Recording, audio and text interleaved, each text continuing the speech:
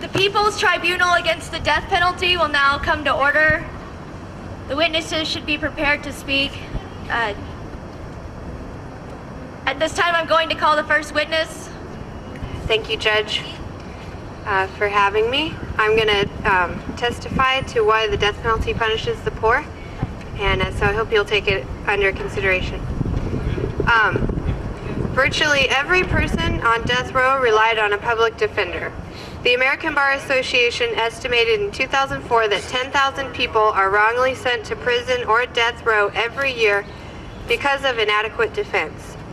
Public defenders are often inexperienced, underfunded, and overburdened with capital cases. The LA Times of February 8, 2006 asserts that in some cities it is not uncommon to find a public defender with as many as 1,000 felony cases. Quote, in Texas, about 1 in 4 death row inmates has been defended by lawyers who have been reprimanded, placed on probation, suspended, or banned from practicing law by the state bar, according to the Dallas Morning News. In an infamous decision of the Texas Court of Criminal Appeals, justices ruled that it was all right for a lawyer in a capital trial to sleep through portions of the trial. In that decision, the majority justified their decision on the basis that it could not be proved that the lawyer's sleeping had affected the outcome of the trial. They argued that it could not be shown that the lawyer slept through important parts of the trial.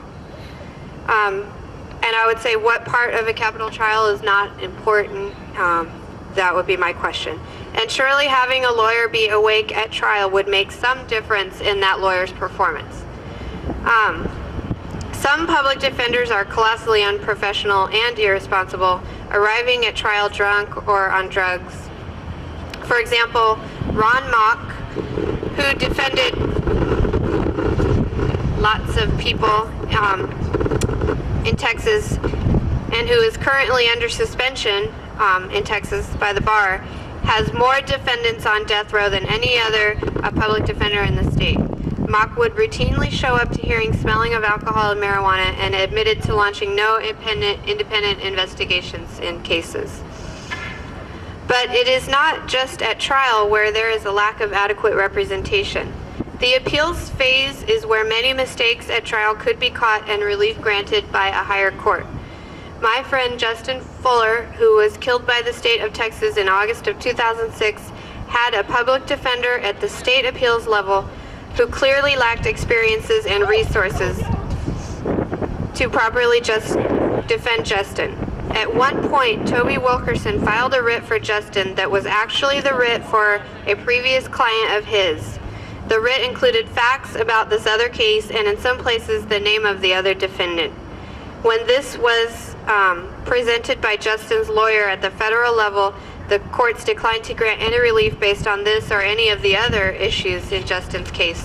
And his case was also like a law, similar to a law of parties case, the felony murder, yeah. In closing, You mean he didn't actually he didn't actually kill. They tried 2 people for the murder in separate trials as if they had both committed the murder. Wow. In closing, people who can afford justice do not get the death penalty. That is why in the campaign to end the death penalty, we say those without the capital get the punishment. As Supreme Court Justice Ruth Bader Ginsburg has said, quote, people who are well represented at trial do not get the death penalty. I have yet to see a death case among the dozens coming to the Supreme Court, one eve of execution stay application in which the defendant was well represented at trial, end quote. This kind of arbitrary justice, which disproportionately punishes the poor in our country, is just one reason that the death penalty should be abolished, and I hope people will speak to other reasons and that the judge will take it under consideration in her decision. Thank you. Thank you to the witness. The court is very sorry. Is that my convict down there? Yeah. I got it. Well. We have a witness lined up and. Okay.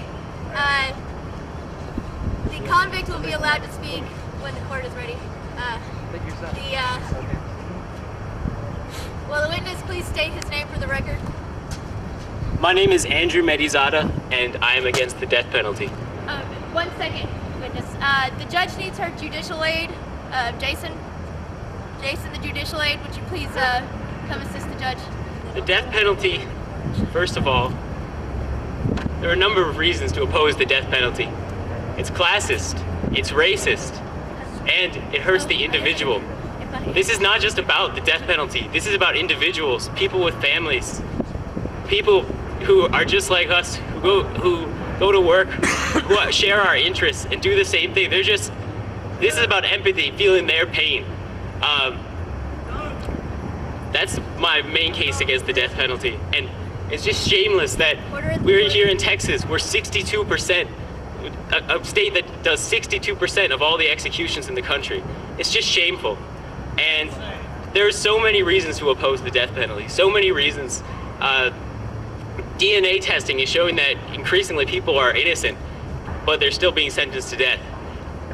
We need to end the death penalty once and for all. We are one of the last industrialized nations, one of the last Western countries to still kill its own citizens. This needs to stop. That's the end. Thank you. The witness can step down unless he has anything further. No further comments. Thank you. Thank you. Yes. The prisoner can step forward. Go back there, yeah. Yes. We need to swear you in twice since you've been convicted. Okay, just kidding. I swear to tell the truth. Awesome. Thank you. I am a convicted felon on death row. First, I want to talk about my hearing. I am one of the 90% of defendants on death row that DNA evidence was not evident in my case. I was convicted based on eyewitness testimony, which also happens to be the leading cause in misconvictions in the United States. Eyewitnesses do not give completely accurate testimony. This has been proven psychologically and statistically. But I was still convicted. Once I was convicted, I was put in a cell that is 6 feet by 7 feet. I'm in there 23 hours a day. This is cruel and unusual punishment.